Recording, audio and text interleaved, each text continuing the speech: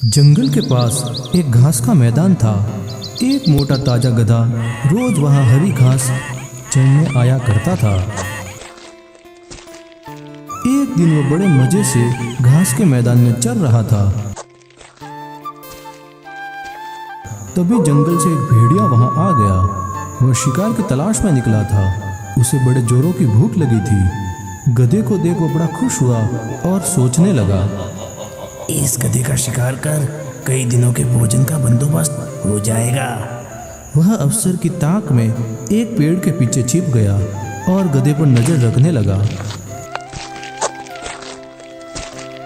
घास चरते चरते गधे ने उसे देख लिया था और वह समझ गया था कि भेड़िया उसे मारने के फिराक में है। ये दुष्ट भेड़िया मुझे मारने के फिराक में है, तभी इस पेड़ के पीछे छुपा है। हे भगवान, अब मैं क्या करूं? कैसे इससे अपनी जान बचाऊं? गधा यह सब सोच ही रहा था कि भेड़िया उसकी ओर आने लगा। जान बचाने के लिए गधे ने एक युक्ति लगाई और वह लंगड़ा कर चलने लगा। उसे यूं लंगड़ा कर चलते देख भेड़िया ने पूछा, क्यों, क्या बात है? तू यूं लंगड़ा कर क्यों चल रहे हो?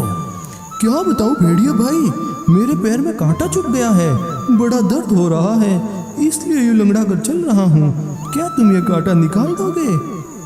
कौन, मैं?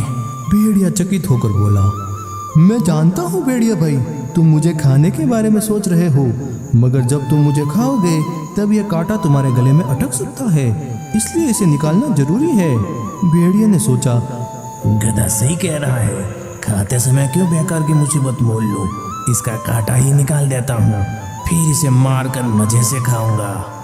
वह बोला, जरा दिखाओ तो तुम्हें कहाँ कांटा चुभा है।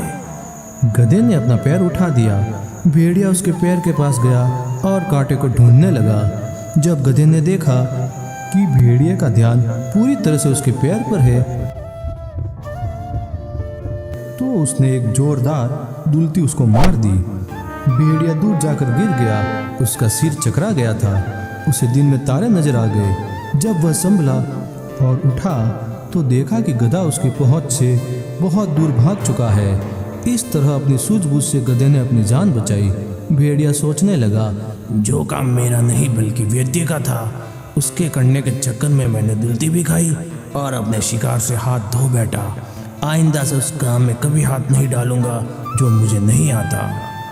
दोस्तों, विपत्ति के समय सूझबूझ से काम लेना चाहिए और जो काम अपना नहीं है उसमें जबरदस्ती दखल न दे, अन्यथा लेने के देने पड़ जाते हैं।